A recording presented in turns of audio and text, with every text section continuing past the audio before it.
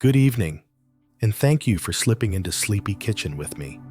Tonight, butter is going to be our guide, not just through a warm pan, but through the whole quiet life it lives around a kitchen. We'll follow it from the cold dairy case behind fogged glass, back to cream and the steady turning that brings fat together, forward again into the butter case with all its small accents. Sweet cream and cultured, salted and unsalted, soft and golden, each one carrying a slightly different kind of comfort. We'll let butter travel a little through time, too, through old storage tricks and familiar tables, through the way people learn to preserve richness, and the way a simple ingredient can feel like care when the day finally lets go. And we'll bring it right back home to the practical midnight truths. How butter keeps clean when it's protected from the fridge's wandering odors. How it can pick up the world around it, and how the gentle myths about burning, browning, and rules soften once you know what you're listening for. By the end, I want butter to feel like a familiar voice to you, the kind you can recognize even when your eyes are heavy, a small, readable timeline that makes the kitchen feel calm instead of demanding. If you want more midnight kitchen stories, you can subscribe whenever it feels right. Now, lie back and get comfortable, and let the story do the holding for you. I have cooked with butter for 15 years, in diners, hotel kitchens, and tight little lines where the heat never seems to stop. Even now, I still pause when I unwrap a stick. The scent is clean and dairy bright, with a faint sweetness behind it, like warm milk waiting in the next room. Here is the plain fact that holds the whole night together. In the United States, butter is defined as at least 80% milk fat, a simple number, but it explains why butter behaves like two things at once: rich fat that carries flavor, and a small share of water that wakes up in heat, hissing softly as it turns to steam. Now, let it meet the pan. The edges soften first, the corners go glossy, then it relaxes into a yellow pool, and the surface begins to speak in the softest way it knows how. At the grocery store, butter usually lives in the coldest part of the dairy case, tucked behind a glass door that fogs for a second when you open it. The air spills out around your hands, clean and sharp, with cold. Somewhere nearby, the fan keeps its steady, sleepy hum, like the store is giving you permission to slow down. I always pause for a moment there, because the butter shelf is a quiet little archive. Rows of familiar bricks, different wrappers, small differences in words that matter more than they seem at first. Sweet cream, salted, unsalted, cultured. Sometimes a label that hints at a higher fat style. You can stand in front of it without urgency, and it still feels like you're doing something practical, something kind for your future self. One tiny detail I love is the measurement marks printed on many wrappers. Tablespoons, sometimes teaspoons, little lines that turn a plain stick into a tool. It's a small reminder that butter was made to be portioned, shared, and used day after day, not treated like something precious you can't touch. When I'm choosing, I start with the simplest question, not a dramatic one. Salted or unsalted? Neither choice is a moral one. It's just a question of how you like your control to feel. In many kitchens, unsalted is the steady default for baking because it lets you decide exactly where the salt enters and how much. In other kitchens, salted is the everyday companion because it tastes good on bread and it fits the way people actually cook when they're tired. In my own work, I've used both on the same day. salted for toast at staff meal, unsalted for a sauce I wanted to season with care. The difference isn't a cliff, it's a gentle tilt. Then there's the word cultured. If a box says cultured, it usually means the cream was allowed to ferment a little before it became butter. That fermentation can bring a faint tang, a deeper dairy note, something that feels a little more complex. I'm careful with big promises here, because cultures and timing can vary, but the general idea holds. Cultured butter often tastes a little more alive, and in a warm pan, it can feel slightly silkier, with a browning rhythm that seems to arrive in its own patient way. You may also see butter described as European style, or a premium, higher fat style. In practice, that often points to less water and more fat than a standard butter, though the exact numbers aren't universal, and the package is the best referee you have. What matters in the kitchen is the feel. Higher fat butters tend to foam a bit differently and move into browning with a steadier glide. Standard butters can bubble longer, giving you that busy, wet sound for a little more time before the pan turns quieter and more toasted. After the words, you start noticing the shapes. Sticks wrapped in paper, blocks in foil, tubs of spreadable butter that feel designed for morning light and quick hands, and sometimes tubs of whipped butter that spread like a cloud. Whipped butter is still butter, just with air folded in. That air makes it softer, more willing on toast. It's the kind of thing that makes breakfast feel easy. But it also means you're getting a different density. A tablespoon of whipped butter doesn't behave quite like a tablespoon cut from a firm stick. It isn't worse. It's simply built for a different moment. I also look at how the box has been treated. Clean corners, a firm shape, a date that isn't buried in the fine print. I treat the date like a simple freshness clue, not a strict countdown. And I try to choose packages that look like they've stayed cold and steady. A crushed box doesn't always mean the butter inside is damaged, but it can be a sign it has been handled roughly, warmed and chilled, moved around more than it needed to be. A neat box is a small kindness to yourself, the same way a clean towel on the counter is a kindness. Butter is a fat, and fats are good at borrowing smells from the world around them. That's one of butter's gifts in cooking, but it can be a quiet problem in the fridge. If the butter has been near onions, garlic, or anything strongly aromatic, it can pick up a whisper of that scent. That's why wrapping matters. Foil helps. A closed container helps. A covered dish helps. Butter tastes most like itself when it's protected from the drifting conversations of the refrigerator. Price is a signal, but it isn't the whole story. Some expensive butter is truly special, and some of it is simply positioned that way.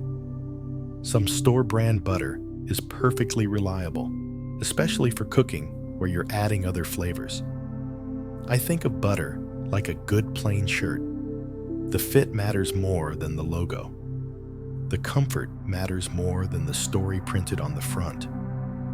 Color can be surprising too. Some butter is pale, almost ivory. Some is more yellow. That shift often comes down to what the cows ate and the season the milk came from. Color doesn't automatically mean quality, and it doesn't guarantee flavor, but it can be a small clue about the butter's background, like the tint of daylight changing through the year. Back at home, storage is half the battle and half the ease. If you keep butter wrapped and sealed, it stays truer to its own aroma. If you move it to a butter dish, a lid helps. If you leave it uncovered, even for a day or two, it can pick up a fridge taste that makes everything feel slightly off, especially in simple foods where butter is supposed to be the main voice. Some people keep butter at room temperature so it spreads easily. That can be lovely.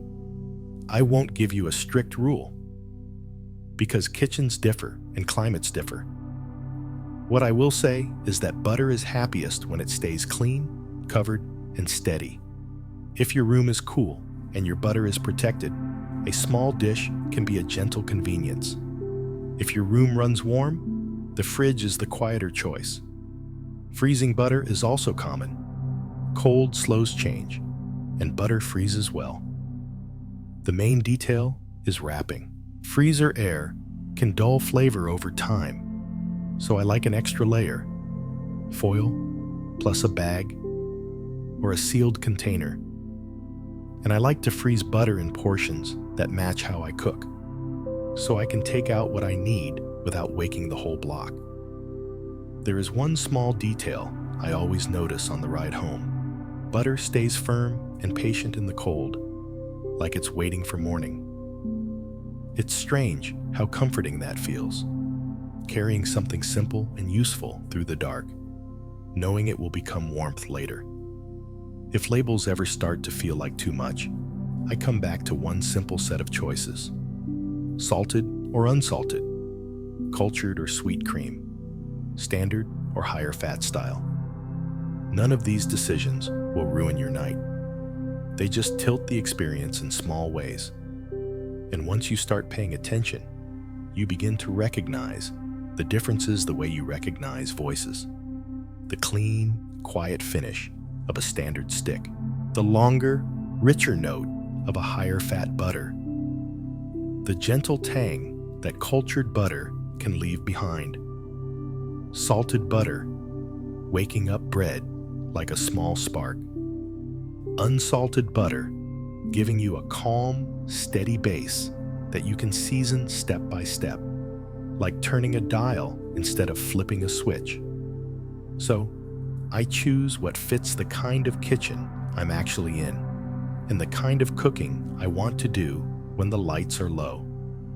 Then I bring it home, set it down, and let the wrapper open like a small page turning. After that, the pan begins to speak again. Butter looks simple, but it is built like a small piece of engineering. That is one reason cooks lean on it when they want a result to feel reliable, even on a tired night. In plain kitchen terms, butter is an emulsion. Two things that do not naturally stay together are held in a stable mix. In butter, the main character is fat. Inside that fat are tiny pockets of water, along with bits of milk solids. You can feel this structure without naming it. Take a cold piece of butter and press a fingertip into the cut face. It resists for a moment, then yields in a smooth way. That resistance is the fat crystals holding their shape. The softness that follows is them relaxing as they warm. Those crystals matter. Butter is not only liquid fat waiting to melt, it is a network of solids and liquids. And that is why it can be sliced, shaved, smeared, or folded into dough without turning into a puddle right away. As butter warms, the structure loosens. Bakers call this plasticity.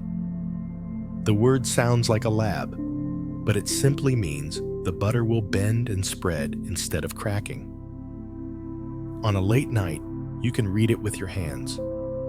A knife glides more easily. The surface looks slightly satin. The stick feels less like a block, more like something willing. The water inside butter is small in quantity, but it has a loud voice in a pan. Water can only get so hot before it turns to steam.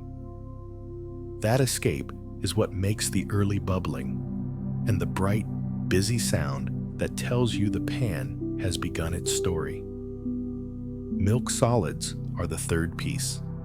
They include proteins and sugars from the milk. They do not behave like fat, and they do not behave like water. When heat reaches them, they can toast. They darken in tiny specks. They release aromas that can remind people of roasted nuts, warm toffee, or browned milk.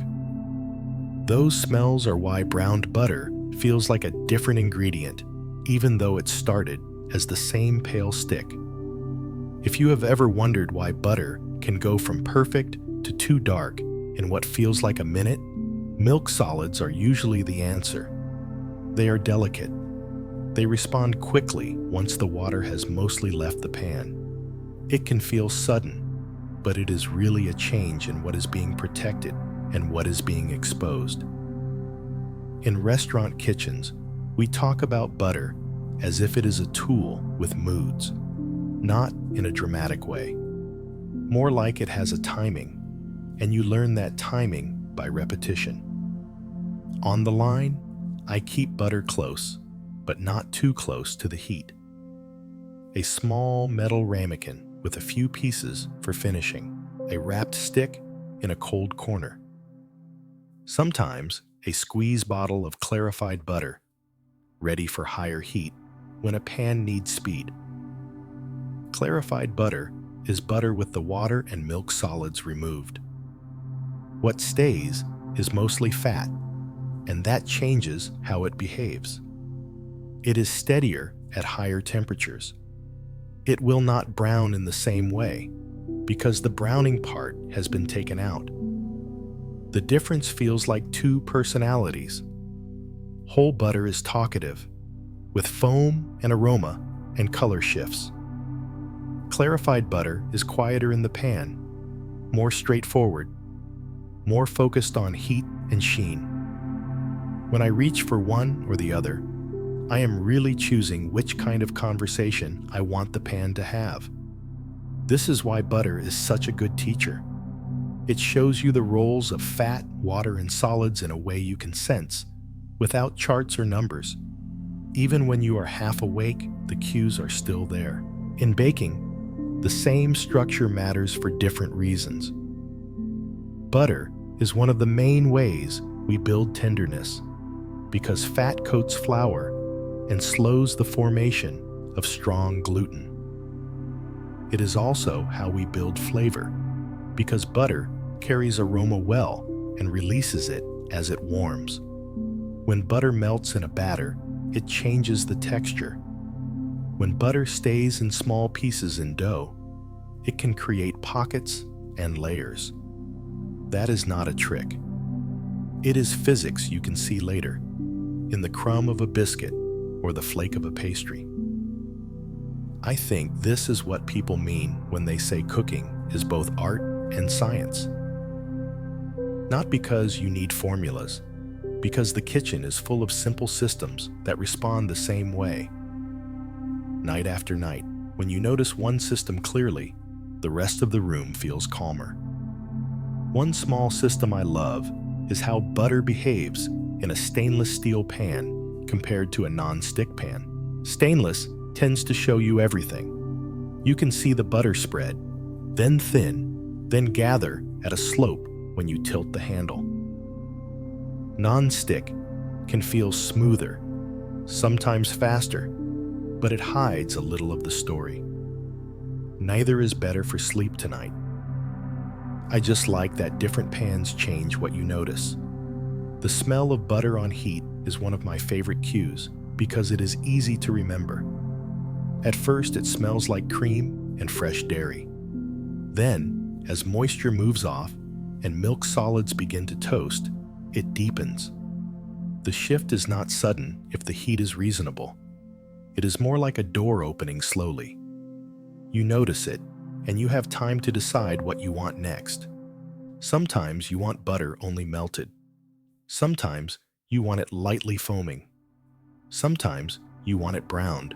The kitchen becomes simpler when you stop thinking of butter as one state and start thinking of it as a little timeline you can step into.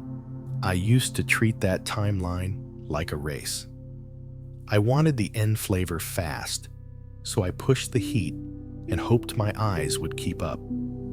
It worked often enough to build bad confidence. The better habit is patient attention. You do not need more skill. You need a steadier pace. Another thing I learned is that butter is not perfectly uniform from brand to brand. Even within standard definitions, small differences in moisture and milk solids can change how quickly it foams and browns.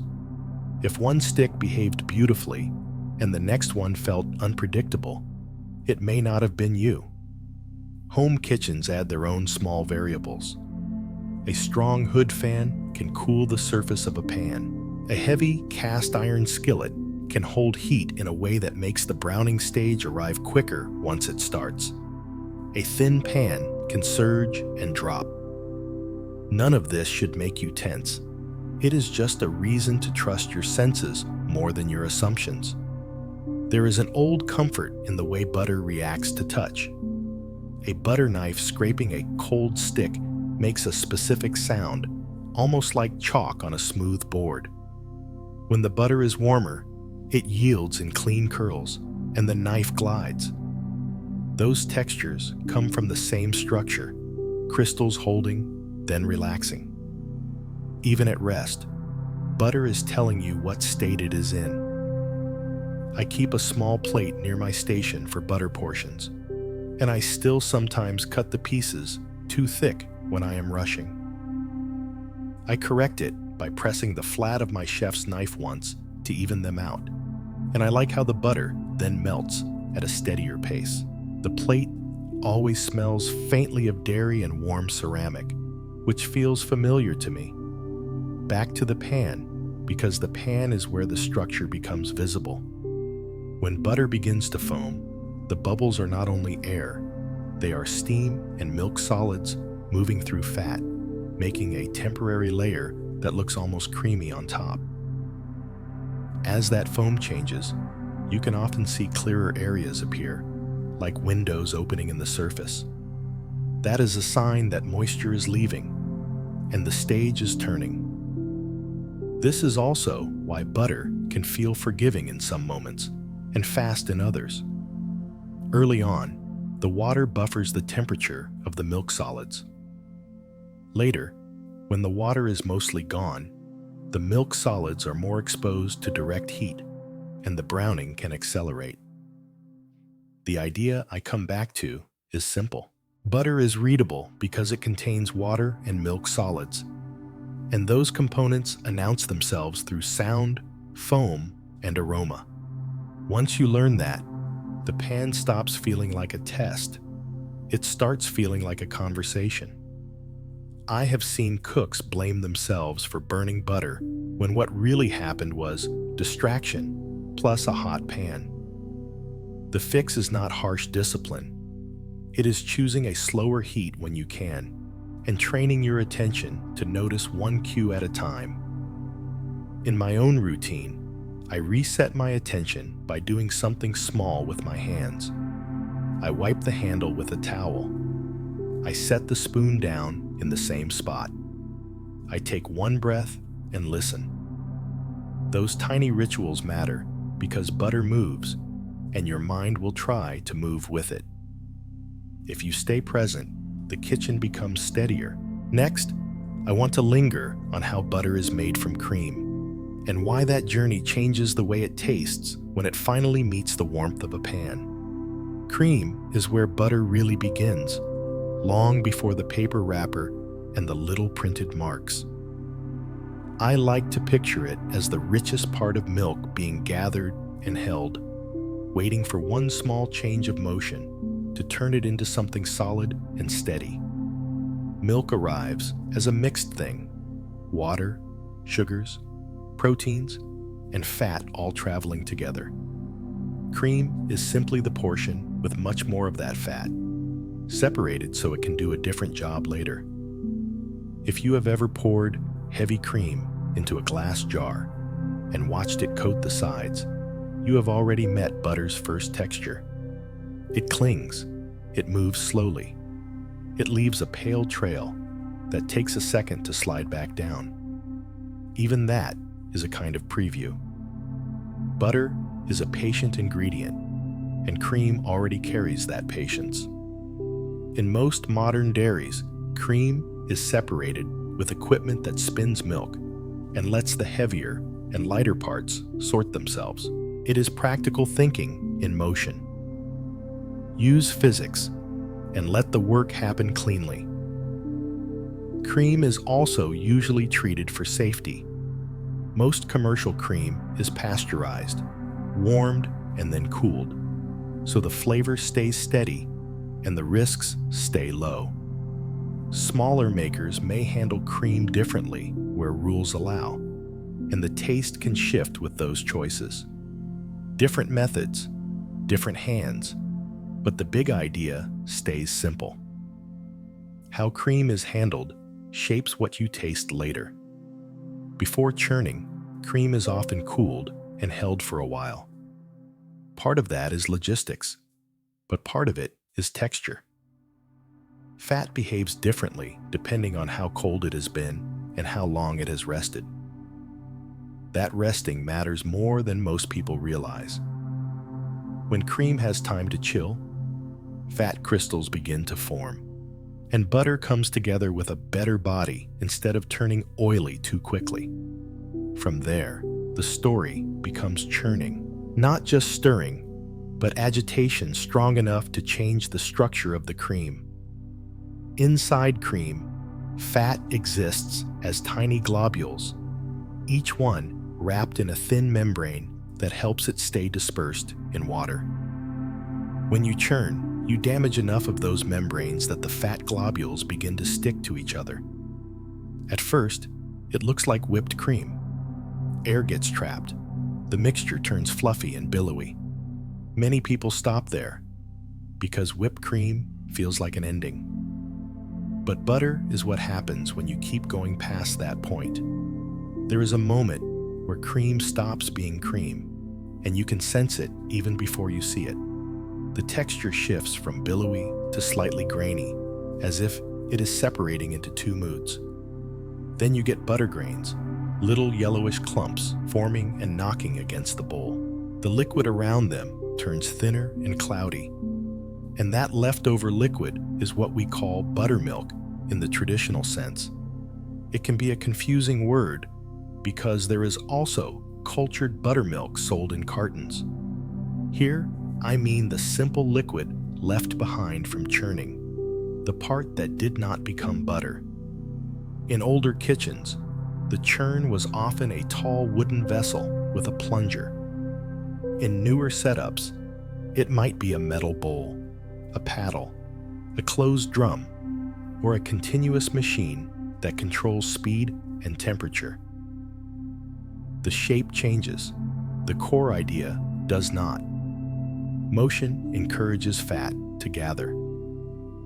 If you lean in close, there is often a small shift in sound when those grains appear. The bowl stops sounding creamy and starts sounding like soft pebbles tapping a wall. That sound is one of my favorite little proofs that cooking is physical, not mystical. When I make butter for a staff meal, I still sometimes let the cream get a little too warm, and the butter turns greasy sooner than I want. Now, I fix it with small habits. I chill the bowl. I rinse my spatula in cold water before I start scraping the sides. I like the moment when the grains feel firm between my fingers and the kitchen smells clean and dairy sweet. Once butter grains form, the next movement is gathering. You press the grains together and they become a mass, still wet with leftover buttermilk.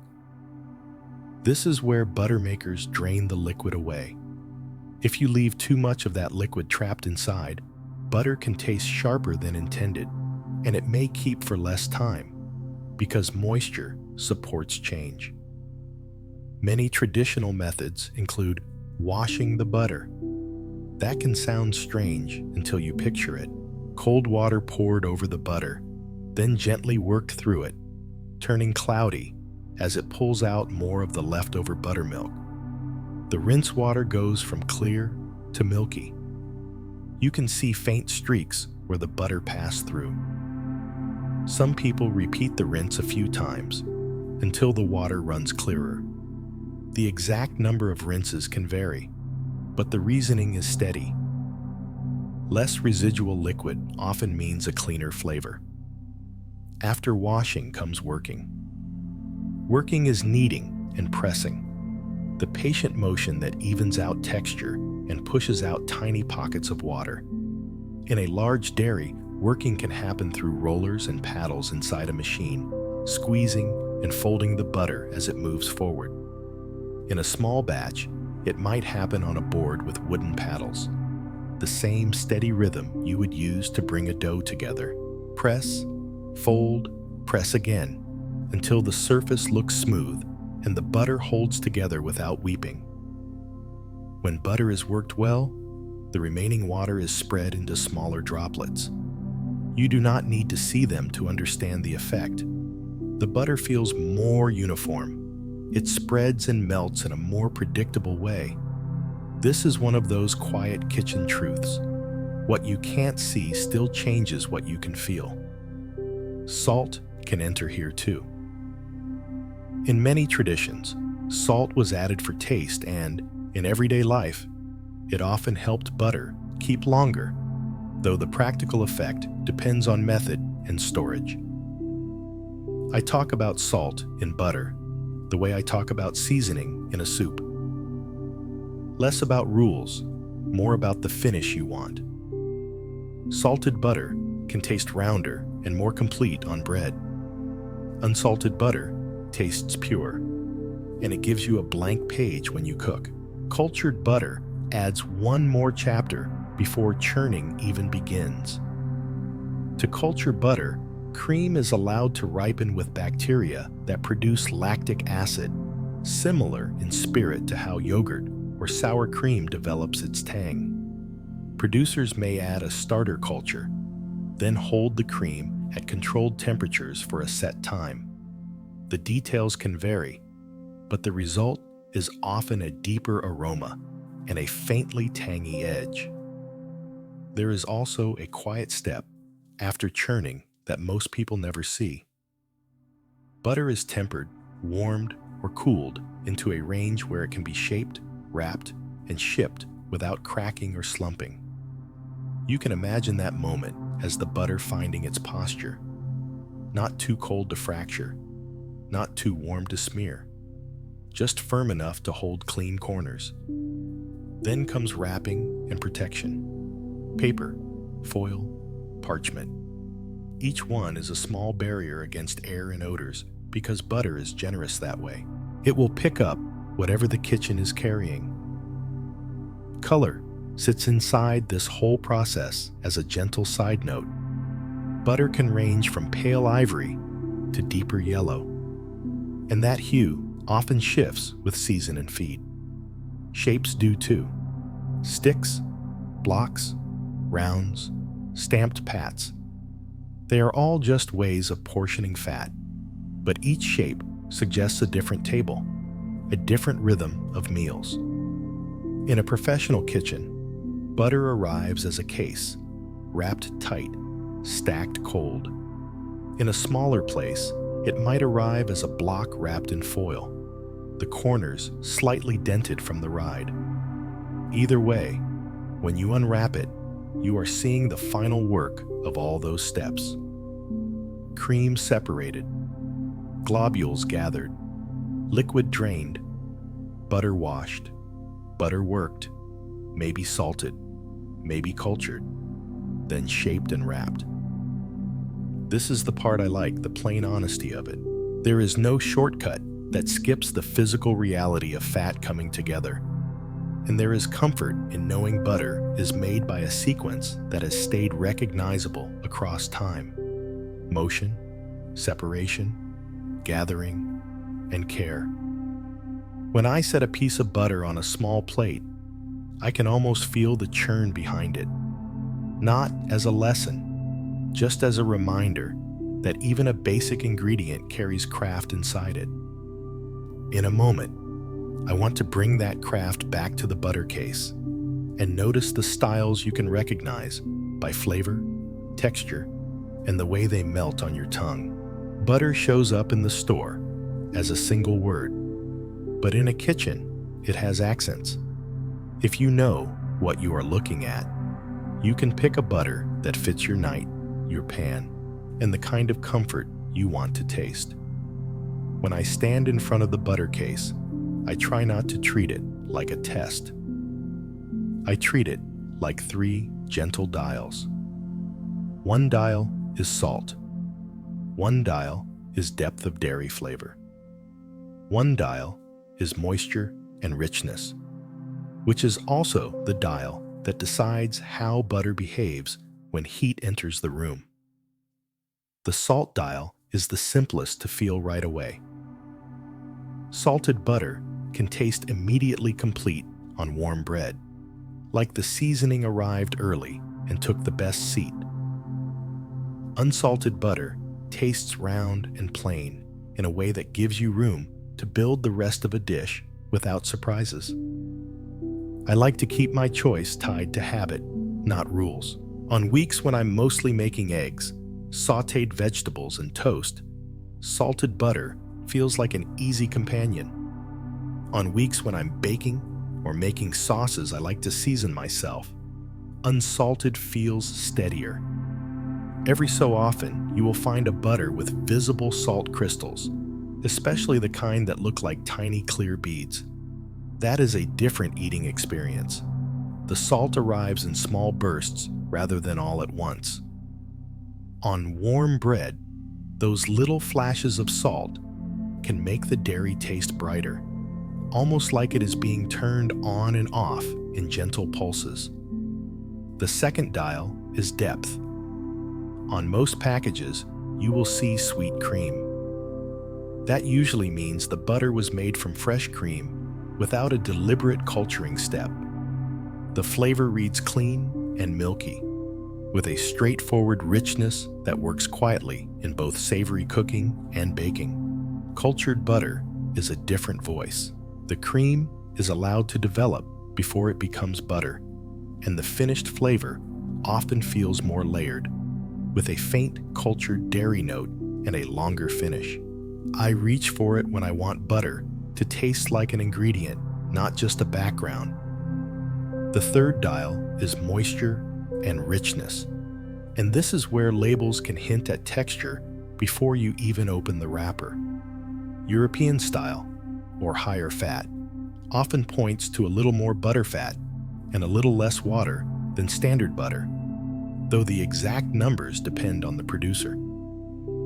In practice, these butters can feel silkier when you smear them, and they can brown with a slightly different tempo because there is less moisture driving the early surface activity.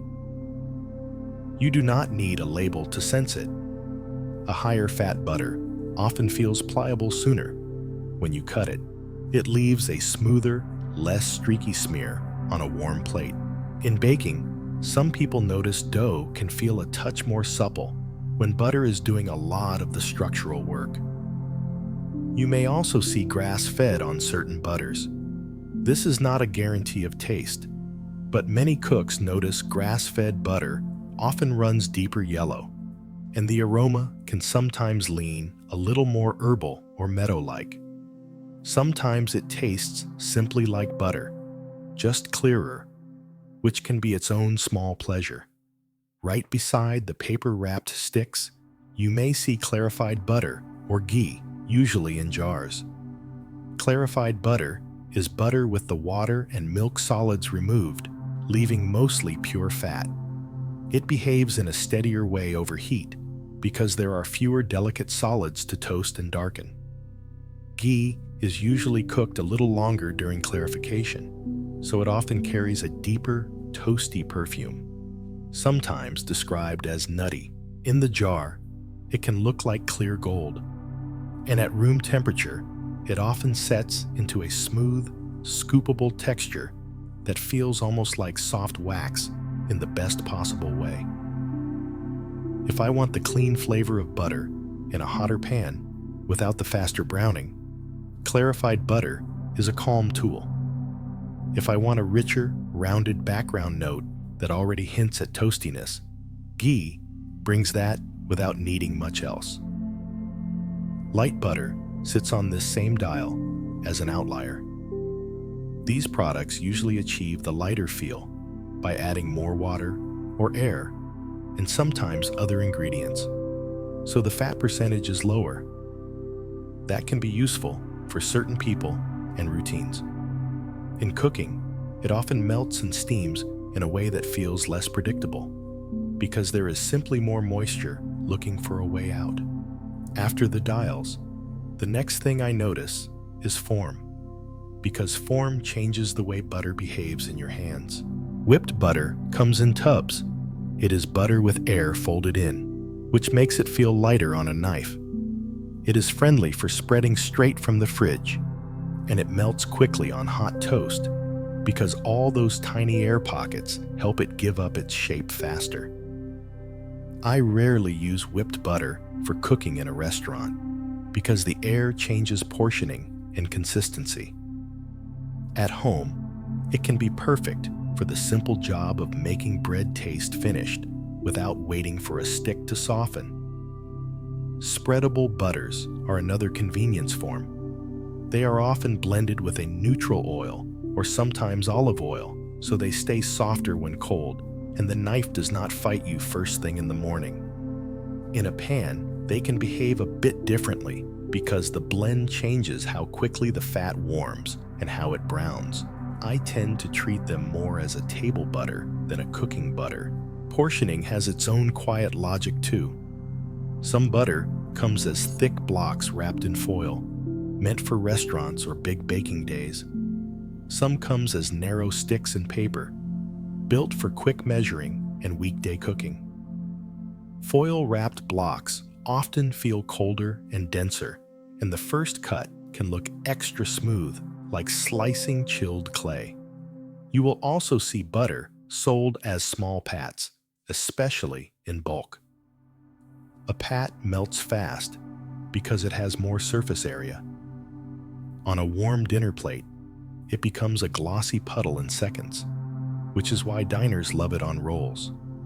A variation that feels very chef-like is compound butter. It is plain butter mixed with something aromatic, herbs, citrus zest, a little garlic, spices, even a touch of honey. It is not complicated, but it is expressive because fat captures and holds aroma, then releases it slowly as it warms. A simple herb butter can smell like a garden the second it hits heat. A lemon butter can brighten fish with a clean, lifted note. A chili butter can warm a bowl of rice without any sharp edges. It is the same base ingredient, just wearing a different coat. You can also learn a lot by listening to the wrapper. Paper-wrapped sticks make a dry, soft crackle when you peel them open. Foil makes a brighter, sharper sound, and the butter inside often looks slightly glossier. Even the surface can tell you something. Some butters look matte and pale when cold. Others look a bit more yellow and almost satin-like. If you leave a stick on the counter for a few minutes, you may notice some brands soften evenly, while others become soft at the edges but stay firm. None of these differences mean one butter is better. They simply mean different butters suit different moments. On a slow night with time to taste, cultured butter on bread can feel like a complete little course. On a busy night, a standard sweet cream butter can be exactly what you need, dependable and familiar. If you are curious, you can do a gentle tasting without turning it into a project. Cut 2 thin slices, let them warm for a minute, and notice the aroma first. One may smell more like fresh cream. One may smell more like cultured dairy. Then notice how each one melts on the tongue, whether it feels quick and clean or lingering and rounded. When you return to the stove later, these differences become practical. Some butters move through their bubbling stage for longer before browning begins. Some deepen sooner. Some smell sweet and creamy, and some smell more complex. That is not you imagining things. It is the ingredient speaking in its own way. In the next stretch of our night, I want to move from labels and textures to the moment butter meets heat and build a slow, reliable sensory map you can carry with you. When butter meets heat, it tells the truth in 3 languages at once: sound, smell, and what the surface looks like under the light. Once you learn that little trio, butter stops being something you manage and starts being something you can simply notice. I like to begin with the pan not too hot. Enough warmth that the butter does not sit there stiff for long, but not so much heat that it panics. You can feel the difference in the room. A steadily warming pan has a quieter presence than one that is already smoking. The first stage is melting. It looks like a pale yellow edge turning glossy, then widening into a pool. At this point, the butter can seem almost still, except for the way it thins and slips toward the lowest side of the pan when you tilt the handle. The sound early on is close to nothing. Maybe a faint whisper as the butter spreads. When I hear a loud sizzle immediately, I know I have stepped into the faster part of the timeline, and I ease the pan back into gentler heat. Then the water inside the butter begins to boil and escape. That is when the bubbles arrive. At first they are big and cloudy, like soap bubbles that do not last long. They gather around the edges, then drift toward the center, and the whole surface starts to look lively. This is the foaming stage, and it is one of the easiest to recognize because it is so visible. The foam looks pale and creamy. It rises, then falls, then rises again, as steam pushes up through fat. The sound here is busy, but not harsh. Lots of small pops. A wet, bright crackle that feels like activity rather than danger. I think of it as butter clearing its throat. The smell at this stage is still mostly dairy, like warm cream. If you are close, you may catch a hint of sweetness, but it is not toasted yet. It is more like the aroma of milk when it first steams, rounded and familiar. As the foaming continues, something subtle changes. The bubbles become smaller. The foam becomes finer. You can often see patches of clearer butter appearing, like little windows opening across the surface. That usually means moisture is leaving. The water is not gone, but it is less dominant. The pan is beginning to move toward browning. The sound changes with it. The wet crackle tightens. It becomes a thinner hiss, like the pan is exhaling instead of speaking in bursts. This is the moment when I slow down mentally, not because something bad is about to happen, but because the next stage moves more quickly. Once most of the water is out of the way, the milk solids can toast faster. Now, you may notice tiny specks forming, little dots that move in the butter when you swirl the pan. Those are milk solids. Early on, they look pale, almost like sand in sunlight. As they toast, they turn more golden. The smell shifts too. It starts to deepen. Many cooks call it nutty. Some people think of warm cereal, toasted milk, or a hint of caramel. None of those descriptions are perfect, but they all point to the same truth. The butter is browning. If I keep the heat steady, the browning stage is not a cliff. It is a slow slope I can walk down. The color moves from bright yellow to amber. The foam reduces, and the surface looks clearer, almost glassy, with specks drifting below. The sound becomes calmer too. There are fewer pops, more of a gentle, steady fry. It is quieter in the practical sense because there is less water left to burst into steam. In this stage, the pan smell is the best guide. It becomes more complex. It fills the kitchen in a way that feels warm and finished. like the room is being gently salted with comfort. People sometimes quote a smoke point in the low 300s Fahrenheit, but it can vary by batch, pan, and how much milk solid content is present. In real kitchens, I rely more on aroma than numbers.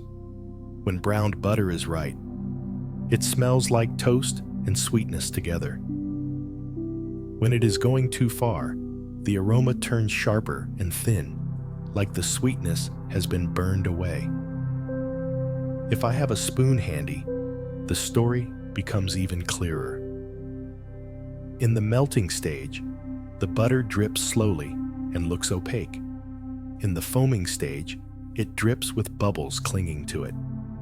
In the browning stage, it falls in thinner ribbons, and you can often see specks riding in the stream. I used to stop browned butter by yanking the pan off the heat and setting it on a cold counter. And I sometimes ended up with uneven color because the butter kept cooking in one hot spot. Now I do something quieter. I slide the pan to a cooler part of the stove and let it settle. The sizzle softens. The surface smooths. The butter returns to itself in a calm amber pool. Different kitchens change the rhythm, but not the language. A heavy cast iron skillet holds heat, so once browning starts, it can keep going, even if you lower the flame. Stainless steel shows you the color clearly, especially if the bottom is light and reflective. Non-stick hides some of the specks and can make the color harder to read. The amount of butter matters too. A thin layer browns faster because there is more surface area relative to volume. A larger pool takes longer, but it can also hide the specks under foam until later, which surprises people. Airflow plays a role in small ways. A strong hood fan can cool the surface and shift the sound. A draft from a window can push heat across one side of the pan, so one edge browns sooner. These are not problems. They are just reminders to trust what you hear and smell, more than what you assume. Sometimes, when the kitchen is quiet, I watch butter in a small pan with nothing else in it, just to let the sequence unfold. Melt, foam, clearer bubbles, specks, deeper aroma, amber color, a finer, calmer sound. The order stays steady, and that steadiness is part of the comfort. Later, in real cooking, those same cues slip in naturally. Melted butter for eggs, a little foam for the start of a sauce. Brown butter when you want a deeper note in vegetables or desserts. And it is not only about flavor, it is about confidence. A lot of kitchen anxiety comes from not knowing what a pan is saying. Butter gives you a language lesson that is easy to repeat and easy to remember.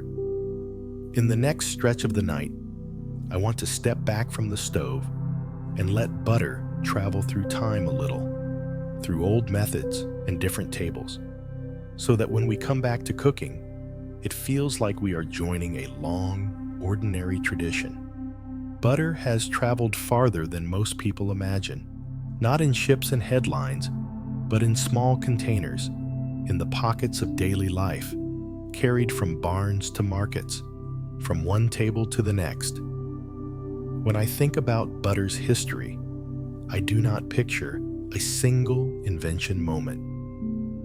I picture many hands doing the same simple thing in different places. Milk that would spoil quickly turned into something that lasts longer, something that feels more portable. Not because anyone was trying to be poetic, but because people were trying to make tomorrow easier. In cooler regions, where dairy animals were common, butter made practical sense. Milk could become cream. Cream could become butter. butter could become a stored kind of richness. In warmer places, people often lean more on oils from olives, seeds, or nuts because those fats fit the crops and climate around them. I do not think of that split as a competition. I think of it as a map. What grows, what keeps, what people learn to rely on. A lot of old food history is really about storage. Salt, smoke, drying, fermentation, and fat. All ways to hold on to calories and flavor through seasons. Butter sits right in that story. It is dense. It is compact. It carries energy in a form that can be moved, traded, and portioned. If you have ever opened a fridge and noticed how butter seems to keep its identity even when other foods fade, you have felt a small part of why it mattered. It stays itself. It holds its shape. It keeps a quiet kind of promise. Butter also shaped small household habits. In some homes, it lived in a covered crock on the counter. In others, it stayed cold and firm, brought out only at meals. In many places, people made it in batches when milk was abundant, then used it sparingly when it was not. Those routines were not romantic. They were practical rhythms, the kind families fall into without naming them. One of the most vivid reminders of that practicality is what archaeologists have found in parts of Ireland and Scotland, what is often called bog butter. Lumps of butter or animal fat placed in peat bogs, likely for storage or safekeeping. The idea sounds strange until you remember what cold, oxygen-poor places can do. They can slow spoilage. Food history is full of solutions that look odd only because we no longer need them. I like that butter also shows up in celebration, not only necessity. It is the fat of special days in many cuisines. Because it is rich, and because it changes a dish's texture in a way people notice immediately. A small knob melting into something plain can make the meal feel cared for, as if comfort arrived on purpose. If you follow that thread, you begin to see why clarified butter appears in so many traditions. In South Asia, clarified butter, often called ghee, has deep culinary and cultural roots. It shows up in everyday cooking and in sweets. It is valued in part because removing water and milk solids helps it keep and helps it handle heat differently. In other regions, clarified butter has its own names and its own logic too. Local answers to the same quiet question. How do we preserve milk's richness? In the Horn of Africa, for example, there are traditions of spiced clarified butter that perfume stews and grains with warm aromatics. I will not pretend there is one standard recipe, because families and regions differ, but the idea is steady. Fat is a carrier. Spices bloom inside it. The perfume feels both comforting and complete, like the kitchen has turned its lights softer. Farther north, the story often leans into winter. Cold seasons, bread ovens, dairy animals kept close. Butter becomes the taste of survival, turning into pleasure. A plain pot of something starchy becomes more satisfying with a small piece melting into it. Suddenly, the meal feels like care, not just fuel. France is often associated with butter, for reasons you can understand even without culinary school. Many classic preparations lean on butter because it can turn sharp flavors round, and because it creates a lush texture that feels finished. You do not need to know the French words to recognize the effect. You taste it, and it feels like the dish has been edited into its best version. At the same time, The Mediterranean has long leaned on olive oil in many places. And that too is a logic of landscape. You cook with what your fields can offer. You build traditions around what you can press, churn, harvest, or trade. That is how fats become identity. In the United States, butter has its own everyday presence. Paper-wrapped sticks living in refrigerators without ceremony. Then butter as a symbol of plenty. Butter on holiday tables. Butter in pies. Butter folded into pastries. Butter turning a simple breakfast into something people remember. And sometimes, butter becomes craft and spectacle. Some state fairs are known for butter sculptures. The fact that a perishable ingredient can become art under cold conditions is oddly fitting. Butter has always been both practical and a little magical, depending on how you treat it. In restaurants, butter's history feels less like a museum and more like a habit that keeps repeating. A cook reaches for it without thinking because generations of cooks before them learned the same lesson.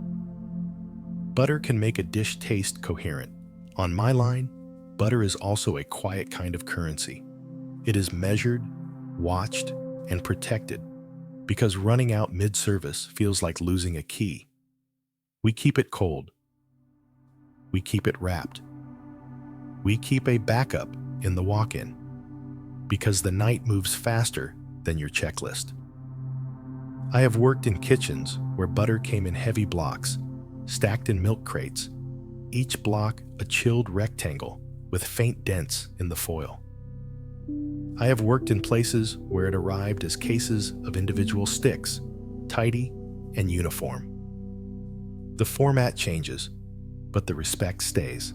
I still sometimes forget to bring butter out early enough for prep, and then I am staring at a block that is too firm to portion cleanly. I fix it by shaving thin slices with my chef's knife, using long, steady strokes.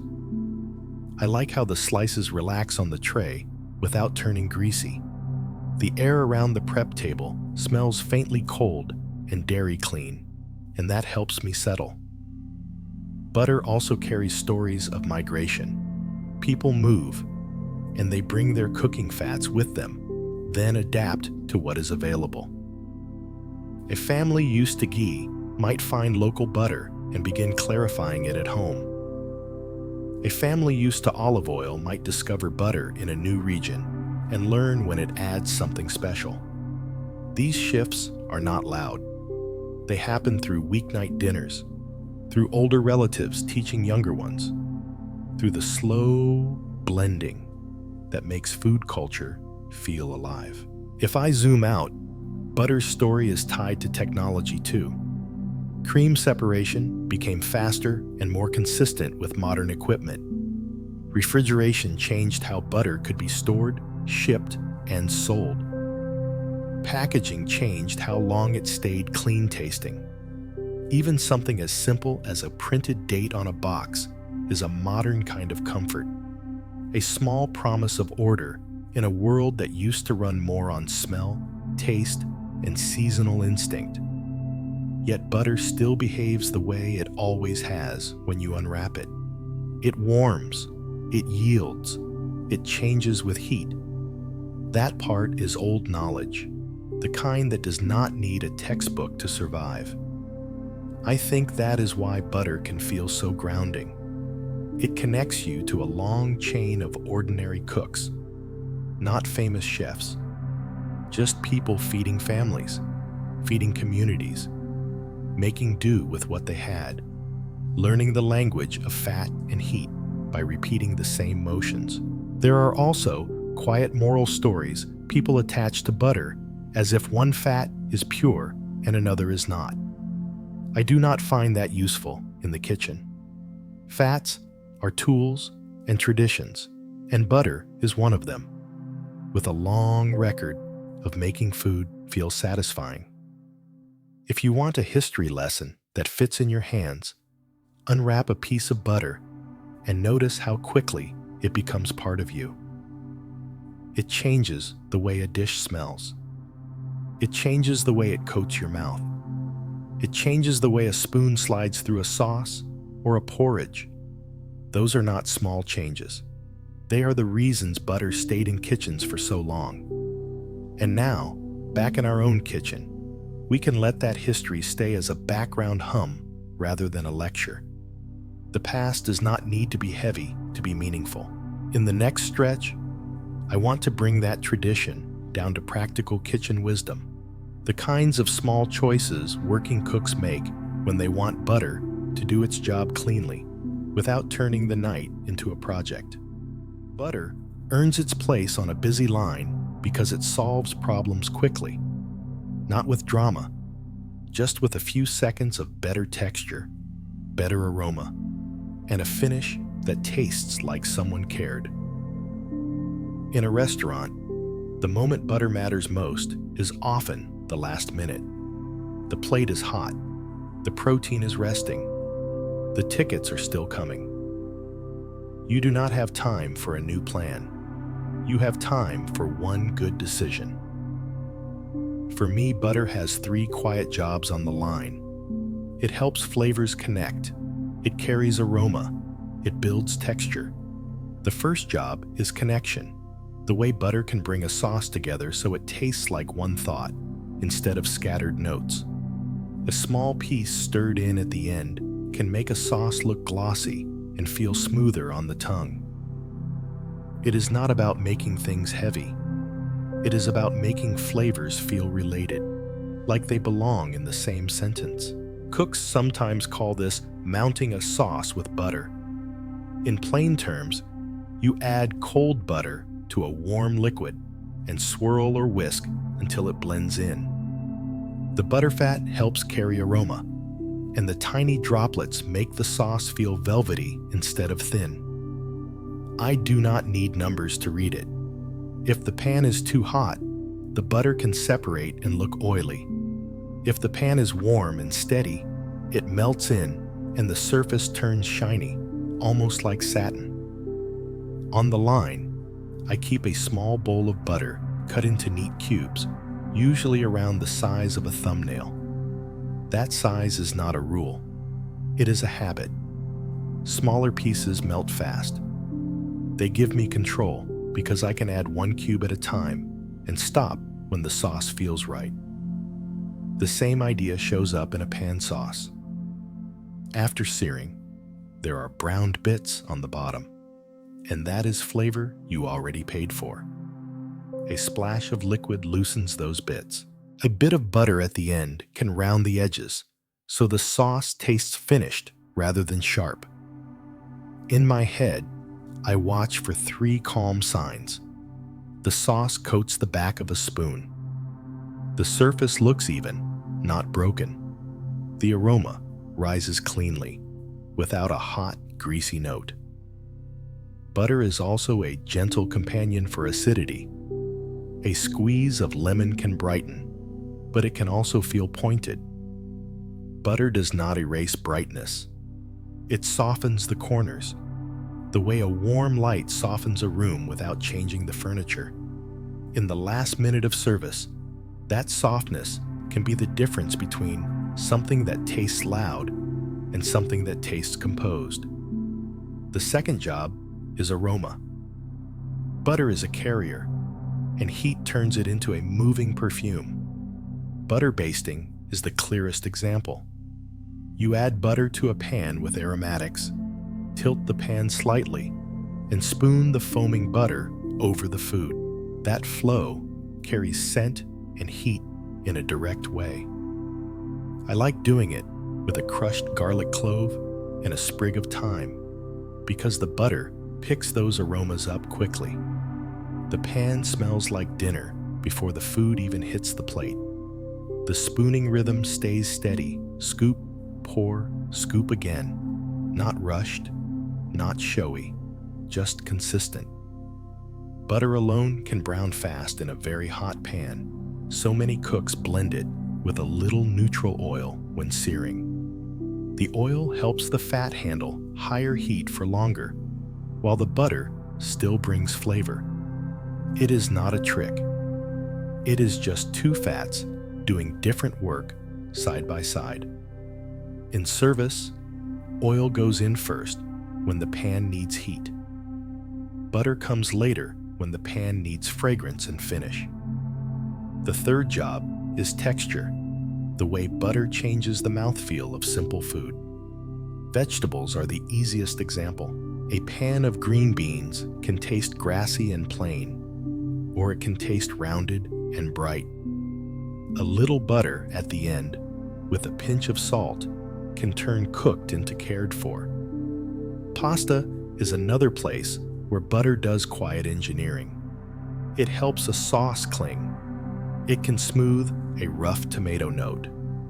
It can turn starchy cooking water into something that looks like a real sauce, even when the ingredient list is short. When you see a cook shake a pan of pasta with a quick wrist, that motion is doing more than mixing.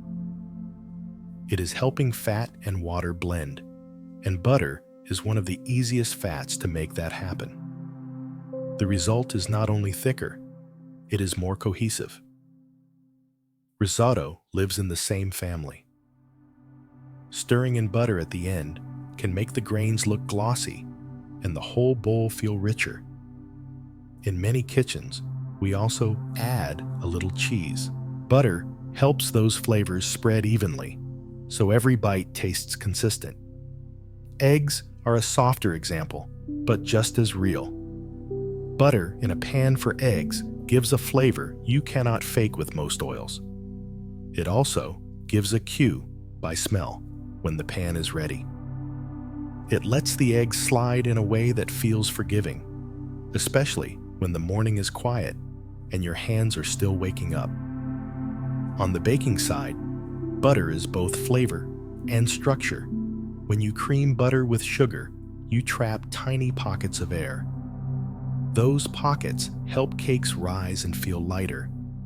When you cut cold butter into flour, you leave small pieces that can create flake as they melt during baking.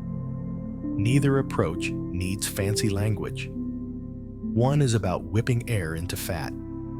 The other is about keeping bits of fat separate until the oven does the melting. I still sometimes rush a pan sauce and add butter while the pan is too hot, and it turns slick instead of smooth. When that happens, I do not punish the food. I just soften the moment. I slide the pan off the burner. I whisk in one cold cube at a time until it comes back together. I tend to reach for a whisk because it tightens the texture for me. I keep a folded towel under the handle and hear a light tap against the steel as the sauce settles. Butter can carry spices well too, especially warm spices. A pinch of paprika or cumin, warmed briefly in butter, smells rounder and less raw. I do not push it far. A few seconds is often enough for the kitchen to smell like something is blooming. In some kitchens, we use clarified butter for high-heat tasks because it behaves more steadily. If you are making pancakes for a crowd, clarified butter can help you keep the griddle moving without constant browning. Whole butter is still wonderful there. It just asks for more attention. There is also the simple pleasure of butter as a finishing touch. A small pat placed on hot food and allowed to melt on its own. On a baked potato, it sinks into the split surface and disappears. On hot corn, it clings to the ridges and makes the kernels shine. These are small things. Small things are what people remember. One of my favorite uses is in mashed potatoes, where butter is not decoration. It becomes part of the texture. The potatoes go from sturdy to silky with a few additions. The smell changes from plain starch to something that feels like a meal. Butter can also help keep lean foods from tasting dry. A piece of fish can be perfectly cooked and still feel a little stark. A spoon of butter sauce, even a very simple one, can make the bite feel complete. This is where restraint matters. the best butter work is often invisible. I like to taste the food first, then let butter arrive as a supporting note, not a heavy blanket. In a home kitchen, these same ideas translate without the stress of service. You can hold the pan a little longer, and you can listen to your own pace. The habit stays the same. Butter is for softening, connecting, and finishing. And when I feel like I am circling the same move again and again, I come back to the principle underneath it. Butter helps flavors mingle, and it helps textures feel smooth. That is the practical wisdom. Next, I want to talk about the small misunderstandings that make butter feel unpredictable, and how to clear them with a kinder mindset. Butter collects myths the way a warm pan collects aroma. Not because people are careless, but because butter changes quickly, and quick changes invite strong opinions. One common idea is that all butter behaves the same. It is tempting because the sticks look uniform, and the word butter feels definitive. In practice, small differences in moisture and milk solids can change how long butter foams and how fast it deepens in color, especially in a small pan. A higher fat butter may foam less and move into the toasting stage sooner. A standard butter may bubble longer before the specks begin to bronze. Even that does not mean one is better. Sometimes it is simply different timing. If butter seems to brown unevenly, it is easy to blame the butter. Often, it is the heat pattern of the pan. A gas flame can be strongest in a ring. An electric coil can create a hot crescent. Even a flat pan can have a warmer center if the burner is small. Butter is sensitive enough to reveal those patterns, which is one reason it can feel unpredictable until you realize it is telling you the truth about your heat. The next cluster of myths lives in the browning stage itself, where people confuse speed with danger. A lot of cooks carry the idea that browning butter is basically burning butter. Browning is a controlled toasting of milk solids. Burning is when those solids go too far, and the flavor turns bitter and thin. You can usually tell the difference by smell before you can name the color. Browning smells rounded and warm, like toast in a kitchen that has time. Burning smells sharper, and the sweetness drops away. A related myth says browned butter needs to be very dark to be real. Many cooks actually stop earlier, at a deep gold with amber edges, because that stage keeps the aroma sweet while still adding depth. Darker can be wonderful too, but it is a choice, not a requirement. Some people believe you must stir without stopping. Stirring helps you see the specks and keep the heat even, but it is not a moral test. For a small batch, a gentle swirl now and then, with your attention nearby, is often enough. There is also the myth that once butter is browned, the cooking stops the second you turn off the flame. A hot pan holds heat, and milk solids can keep darkening from carryover warmth. If you want the flavor to pause where it is, you can pour the butter into a cool bowl so it stops cooking in the metal. Another small belief says that adding oil to butter prevents burning completely. Oil can help butter tolerate higher heat for longer, but the milk solids are still present in whole butter, and they can still toast quickly. The blend changes the timing. It does not remove the need to notice. Then there are myths that live on the label, the ones that make people feel they are choosing sides. Salted butter is not only for eating, and unsalted butter is not only for baking. Kitchens are rarely that neat. Butter can bake perfectly well, and unsalted butter can be delicious on toast. What is true, in a practical way, is that salted butter gives you less control over the final salt level. Salt content varies among brands, so the same recipe can taste slightly different from week to week. That is why many bakers like unsalted, not because salted is wrong, but because unsalted keeps one variable quieter. Clarified butter and ghee are another pair. People treat as identical. They are close relatives. Clarified butter is butterfat with water and milk solids removed. Ghee is typically clarified further so that the remaining milk solids brown before being strained out, which adds a deeper toasted aroma. Even here, the exact personality can vary. Some jars labeled ghee are very light. Some are darker and more aromatic. The label tells you the family, but your nose tells you the individual. Color is another place where people want a shortcut. There is a persistent belief that the deepest yellow butter must be the best. Color can be influenced by cow diet and season, and deeper yellow can be appealing. It is not a guarantee of flavor, and it is not a guarantee of quality. If I want a more reliable signal, I smell the butter when it is cold and clean. Fresh butter tends to smell simply like dairy, not like the fridge around it. Now, a few myths live in storage and handling, where fear tends to do the talking. Some people believe butter goes bad the moment it touches air.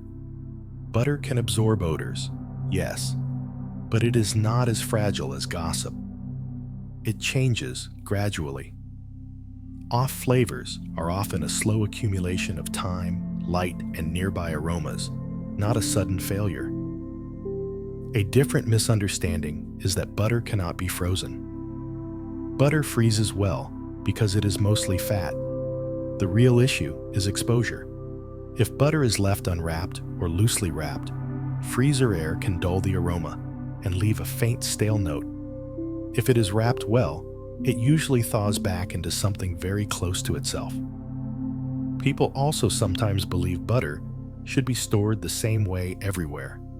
In reality, room temperature, humidity, and kitchen habits matter.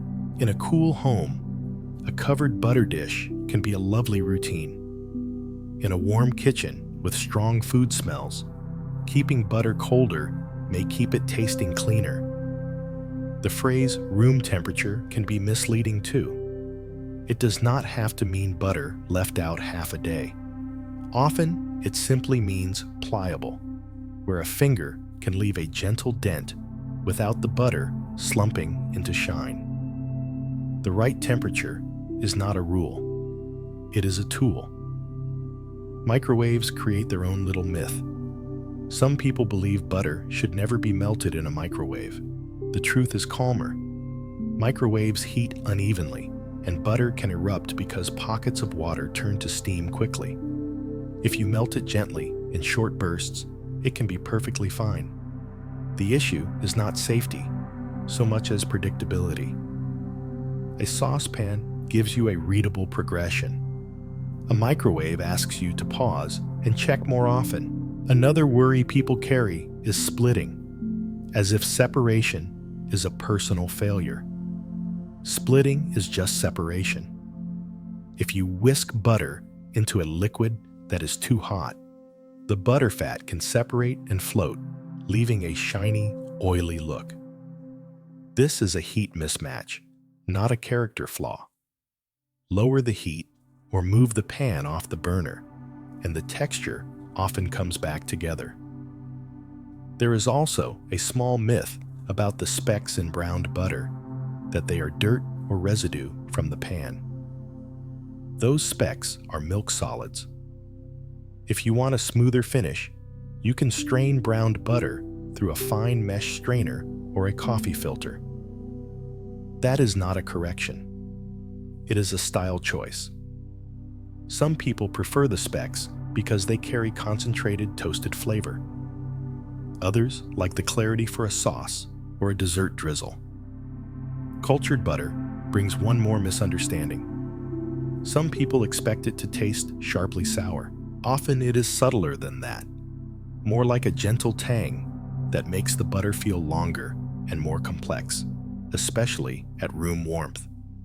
And underneath all of these myths is one larger misunderstanding I want to soften.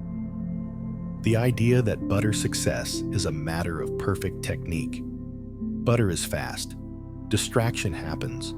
A timer goes off. Someone asks you a question from the doorway.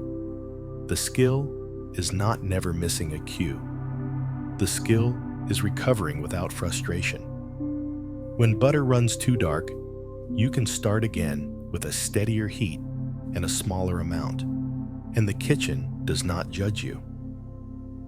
In my experience, the biggest myth is that you must memorize rules to cook well. Butter rewards observation. If you can notice the bubbles shrinking, the color turning honeyed, and the aroma turning to toast, you already know enough. Tonight, let butter be simple. Let it be readable. Let it teach you in small signals, one pan, one sound, one scent at a time. And when you are ready to put the butter away, listen for the soft click of the refrigerator door and the quiet that follows. Butter tastes cleanest when it is protected. Not protected in a dramatic way, just sheltered from air, light, and whatever strong smells are roaming around your fridge at midnight. In a working kitchen, we treat butter like a quiet staple. It is always there, but it is never left exposed for long. The reason is simple. Butter is mostly fat, and fat is very good at holding on to aromas, for better or worse. If you have ever bitten into toast and thought, "Why does this taste faintly like last night's leftovers?" you already understand the problem. Butter does not only carry its own flavor, it can borrow the room's flavor. So I think about storage in 3 calm ideas. Keep butter covered, keep it steady, and if you want a long runway, keep some of it asleep in the freezer. The first idea is cover. At home, the first tool is the wrapper it came in. Paper and foil are not glamorous, but they are useful. When I open a new stick, I fold the wrapper back over the cut end, press it gently to seal, and slide it back into the box. The box matters too. It blocks light and adds another layer against fridge air. It is a small habit that keeps butter tasting like butter. Odors move around a refrigerator in sneaky ways. A cut lemon, a half onion, a container of takeout, even certain cheeses can perfume the air. If butter sits unprotected near those scents, it can start to smell like its neighbors instead of itself. When my butter needs extra help, I give it a better door than paper alone. A small lidded container, glass or hard plastic with a good seal, keeps the aroma cleaner than loose wrapping.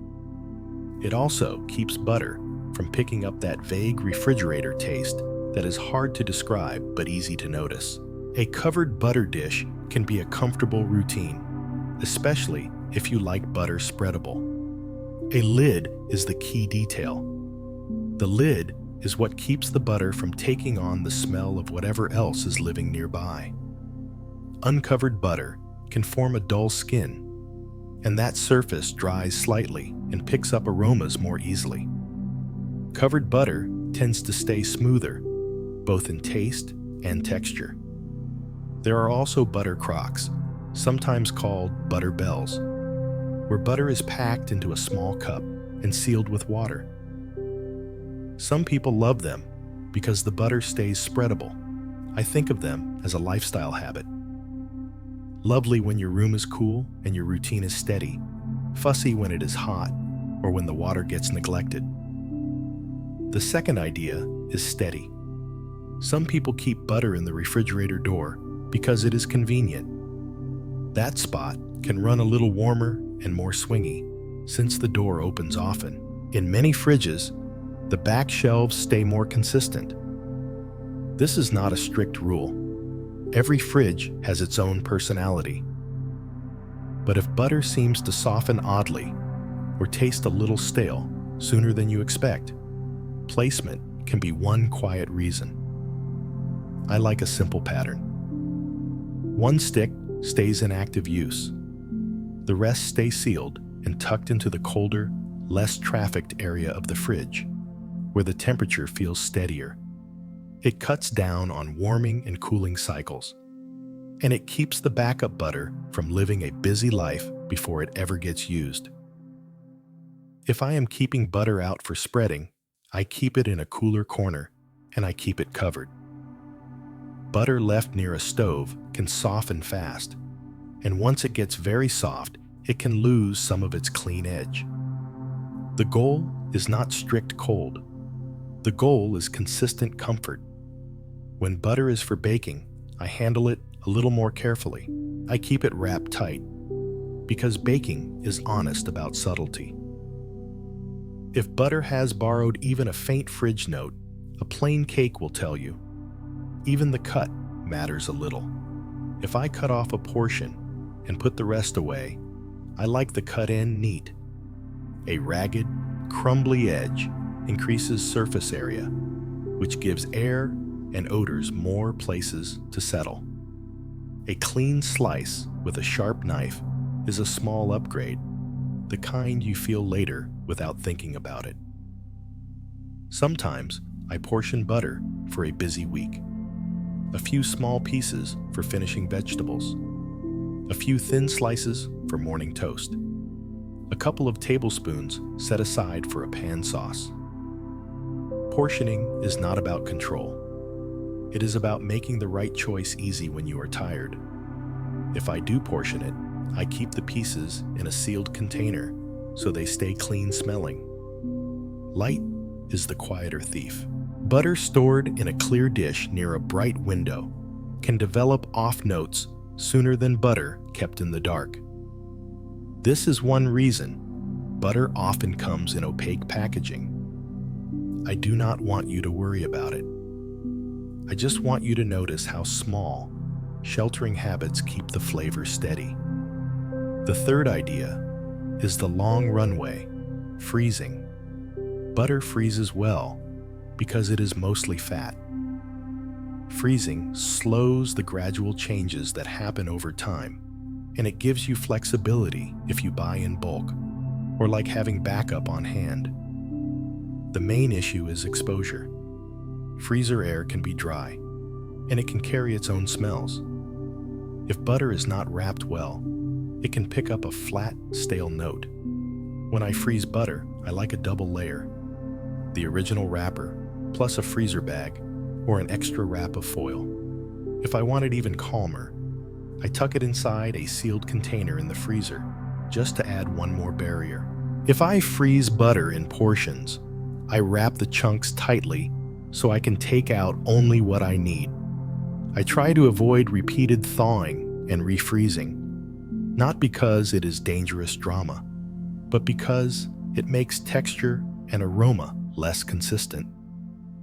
When I thaw, slow is kinder. Overnight in the fridge, it comes back with a nicer feel than a quick warm thaw in a hot room.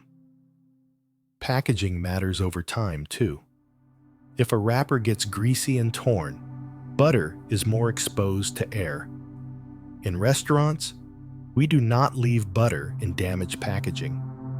We rewrap it, label it, and move it back to cold storage. It is not perfectionism. It is the difference between clean-tasting butter and butter that tastes vaguely like the walk-in.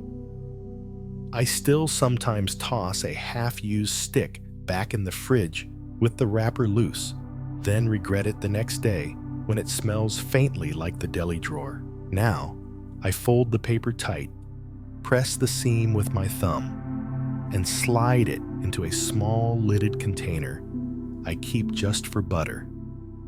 I like that the butter stays creamy and pure, and I prefer that quiet reliability over chasing the perfect brand. If you keep butter for cooking and butter for eating, separating them can be useful. Cooking butter might live closer to the stove, still covered, still protected. Eating butter might live in a small dish that feels inviting at breakfast. This is not about being fancy. It is about preventing a stick from getting handled too much, warmed too often, and exposed to too many smells. Another detail people overlook is the knife. If you spread butter with a knife that has jam, garlic, or crumbs on it, you are adding flavors and moisture. That can change the butter in the dish over time. A clean butter knife is a quiet kindness. If you ever notice butter tasting fridgy, the fix is usually gentle. Wrap it tighter. Move it away from strong-smelling foods. Give it a sealed container for a while. Use your nose as a calm check. Fresh butter smells like dairy and maybe a little sweetness. If it smells like onions, old takeout, or plastic, that is not your imagination. It is butter doing what fat does, holding on to what is around it. I avoid strict time limits because kitchens and storage conditions vary. Some people keep butter for weeks without issues. Some fridges run warmer and create faster change. Your senses will tell you more than a calendar. There is also a difference between butter intended for browning and butter intended for spreading.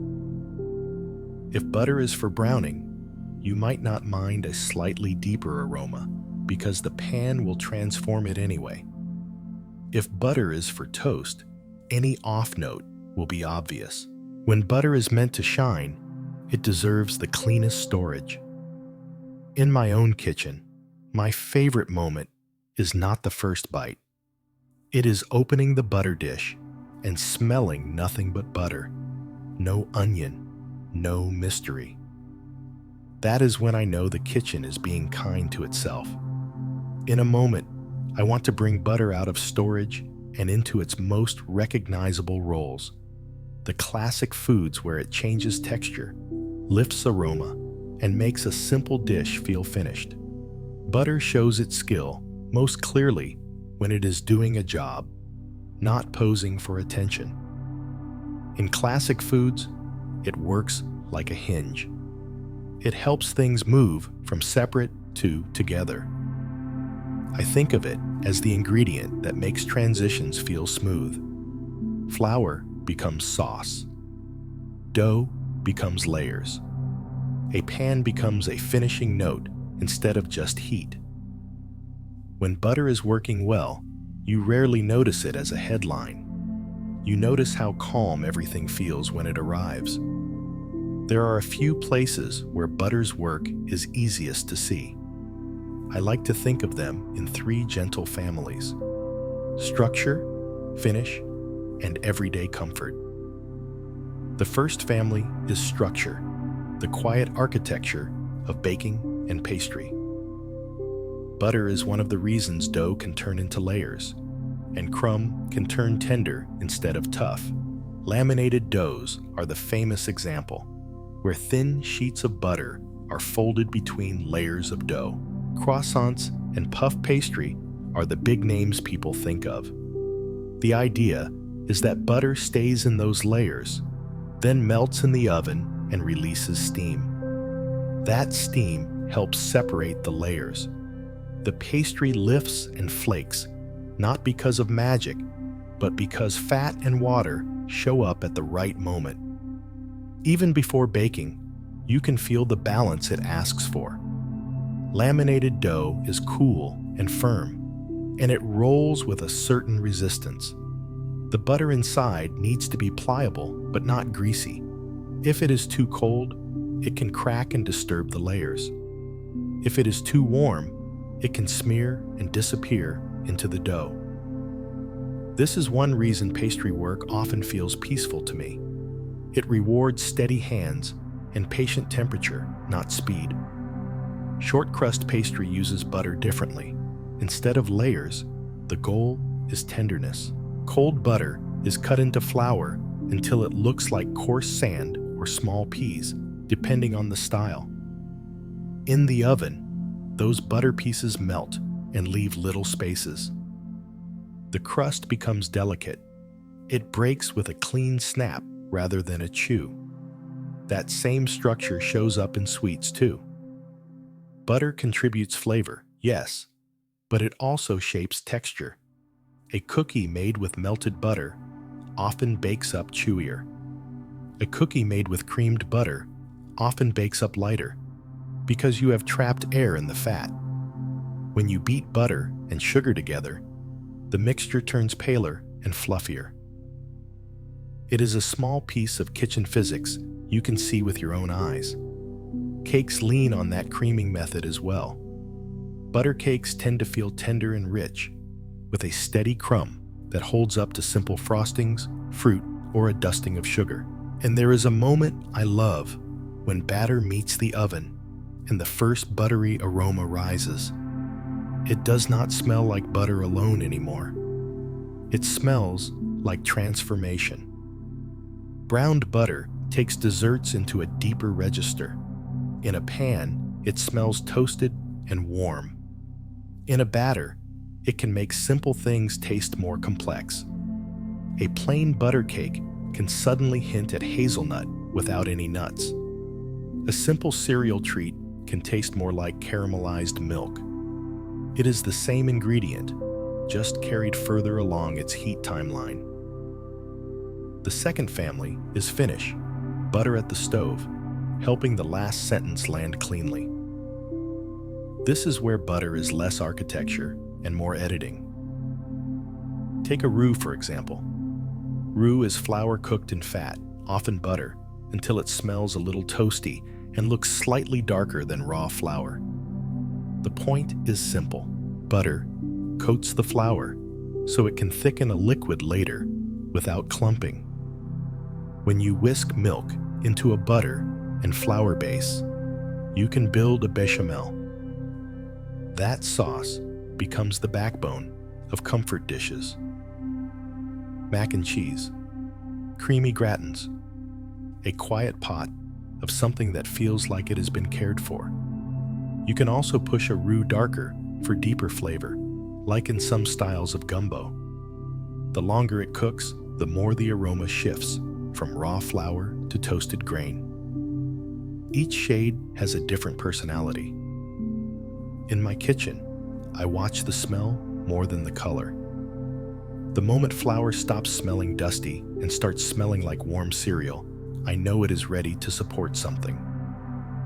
On the savory side, butter shows up again in pan sauces. After you sear chicken or fish, there are browned bits stuck to the pan. A splash of liquid loosens them.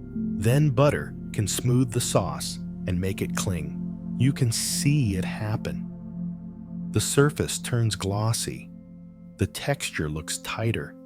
The aroma feels rounded, as if sharp edges have been polished. Butter also has a classic role in emulsions like hollandaise. Hollandaise is egg yolk and butter held together, often with a little lemon. It sounds fancy, but the feeling is simple. Warm, rich, and smooth. It can make steamed asparagus feel like a complete plate. It can make a plain English muffin feel like a small celebration. And when hollandaise breaks, it is usually heat and timing, not a lack of talent. Most butter-based emulsions want steadiness. In sauté work, butter becomes a flavor carrier. Mushrooms are a good example. They soak up fat and release their own aroma back into it. When mushrooms hit butter in a pan, the first smell is earthy. Then the butter takes on that savory note, and the kitchen starts to smell like dinner. A squeeze of lemon or a spoon of stock can lift it, but butter is often what makes the final bite feel complete. The third family is everyday comfort, the small classics that do not need a recipe to matter. Bread is the simplest one. Butter on bread is not a technique. It is a texture lesson. On a warm slice, butter melts into the crumb and leaves the surface slightly glossy. On a cold slice, it sits on top in a thicker layer, and you taste the dairy more directly. Even breadcrumbs become something different with butter. Tossed with melted butter, breadcrumbs toast into a golden topping for casseroles or roasted vegetables.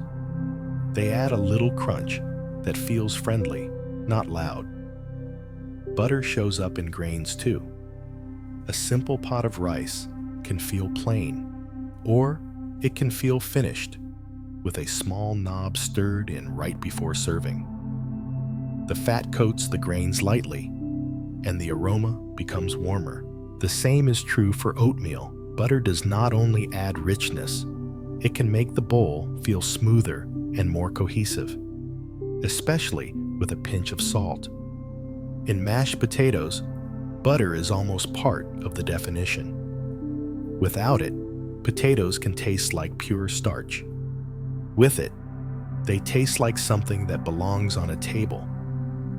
Butter also shapes the feel of scrambled eggs. In a pan, it helps eggs set in a softer way. It keeps them from tasting dry.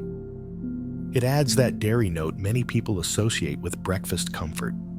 For vegetables that are naturally sweet, like carrots or corn, butter amplifies what is already there. It makes sweetness taste rounder. It makes salt taste more present without adding more. In soups, a small piece of butter can change the surface. It turns a brothy bowl into something with a slight sheen, and it carries herbs and spices across the palate more evenly. Even simple pasta can become a classic with butter. There is an old comfort in noodles tossed with butter and a little cheese. The kind of meal that does not demand attention. It offers it. When I think of butter across these foods, I come back to those two main roles: structure and finish. In pastry and baking, butter builds the architecture. In sauces and vegetables, butter helps the final sentence land cleanly. And in the everyday classics, it turns something ordinary into something intentional. Not extravagant, just intentional. You do not need a special occasion for that. A weeknight can be enough. A single pan can be enough. In the next stretch, I want to bring everything back to the stove one last time and let the whole butter story settle into a simple memory you can carry into the rest of the night. By this point in the night, butter feels less like a mystery and more like a familiar voice. If you have stayed with the story, you already know the pattern without trying to memorize it. Butter begins as a quiet richness. It warms, it yields, and it shows its structure in the simplest ways. In our kitchen language, it is mostly fat, with a little water and milk solids. That is the whole explanation for why it melts, foams, and then turns fragrant as it browns. In the pan, the timeline is steady. First the glossy melt, then the pale foam as moisture turns to steam. Then the bubbles tighten, the surface clears, and the specks begin to toast. And somewhere inside those changes, the aroma shifts from creamy to toasted. That shift is the moment many cooks learn to trust their senses. I like how butter teaches without asking for perfection. You can miss a cue and still understand what happened. You can start again with a smaller pan and a steadier flame, and the kitchen does not become harsh about it. If I could leave you with one useful memory, it would be this. Butter tells you where it is going through sound. Big wet bubbles mean the water is still speaking. Finer bubbles and a quieter hiss mean the water is leaving. A deeper aroma means the milk solids are toasting. A spoon helps you see it too. Opaque drips early, thin ribbons later, tiny specks riding along when browning begins. I have also learned to treat butter kindly when it is not in the pan. Wrap it, cover it, keep it away from strong smells so it stays true to itself. A clean tasting butter makes everything else easier. Tonight, the kitchen around us is winding down. The stove is off, the counter is wiped. There is a faint warmth still trapped in the metal, and it fades slowly like a sigh. If you were here with me, you would hear the smallest sounds. A dish settling in the drying rack, the soft click of a cabinet door, the hush that returns when nothing is simmering. This is the part I love after service. Not the rush, but the easing. A room that has done its work and is allowed to rest. Sometimes I keep a small pan on the stove, not because I need it, but because it reminds me that simple things can be enough. Butter, heat, attention. That is a whole practice in miniature.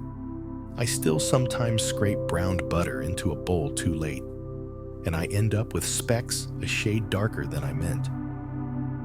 Now, I keep a small ceramic ramekin ready, and I pour the butter the moment the aroma turns nutty and sweet before it sharpens. I like the quiet clink of the pan against the ramekin, and I tend to prefer a deep gold color, not very dark. If you want, you can let this be your last image for the night. A small spoon resting on a folded towel, a clean pan cooling on the stove, a stick of butter wrapped back up and tucked into the fridge, safe from the world's smells. And in your mind, the sound of butter in a warm pan, the first pale foam rising, the first shimmer across the surface, and the gentle understanding of what it means